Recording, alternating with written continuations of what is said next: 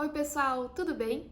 Bom, hoje nós vamos falar sobre um assunto que é muito pedido lá no meu Instagram, que são o assunto dos alimentos. Bom, os alimentos são um assunto muito complexo, tem muita coisa para falar, então por isso eu vou fazer uma introdução com vocês que eu vou falar sobre quais os critérios de fixação. Lembrando que a gente tem vários tipos de alimentos. A gente tem os alimentos que são pagos dos pais para os filhos, a gente tem os alimentos que são pagos pelos avós, a gente tem os alimentos que são pagos pelos cônjuges e a gente tem aqueles alimentos indenizatórios, que não entram na seara do direito de família, tá bom?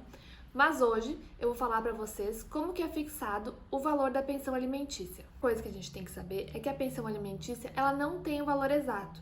Então eu não posso dizer para vocês que a pensão alimentícia vai ser 30% do salário mínimo ou 30% do salário, porque ela leva em conta várias variáveis.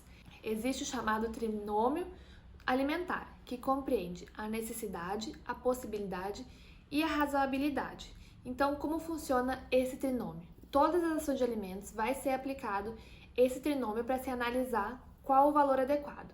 Então, o primeiro requisito, que é o da necessidade, vai ser analisado a necessidade daquele que recebe os alimentos. Ou seja, aqui a gente vai fazer uma análise de todos os gastos da pessoa que vai receber os alimentos, como alimentação, moradia, vestuário, transporte, escola, se for o caso, a necessidade de utilizar uma medicação específica, se utilizar plano de saúde, se for uma criança no caso, e essa criança participar de atividades extracurriculares.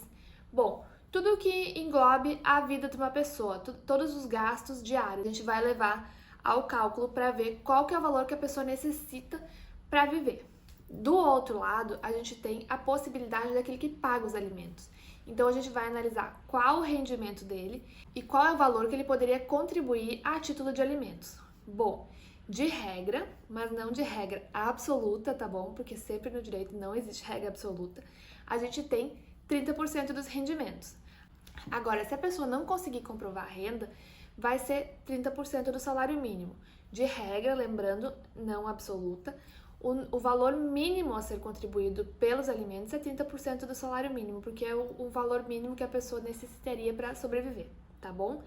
E por fim, o último critério, que é o critério da razoabilidade, o critério que vai equilibrar a necessidade e a possibilidade, porque o juiz, ao fixar os alimentos, ele vai fixar um valor adequado e que seja razoável para ambas as partes. Lembrando que os alimentos, eles não têm como objetivo enriquecer aquele que recebe, ou seja, eles devem suprir as necessidades básicas, mas não deve ser um valor que vai sobrar para a pessoa poder adquirir outro bem ou outra coisa, porque eles têm como finalidade suprir os gastos da vida diária daquele que necessita. Lembrando que também, em caso de os alimentos serem pagos de pai para filho, o juiz ele deve manter o mesmo padrão de vida do pai, no caso. Se o pai vive num padrão de vida A, ele não vai manter o filho num padrão de vida C. Então, por isso que tem que ter essa razoabilidade, para que o filho possa viver mais ou menos no padrão de vida do pai, tá bom? Então, esses são os critérios utilizados para se fixar o valor dos alimentos, tá bom? Se vocês tiverem alguma dúvida ainda, podem deixar aqui embaixo. E se quiserem saber mais sobre os alimentos, me falem, tá bom? Já deixa um like aqui para me ajudar.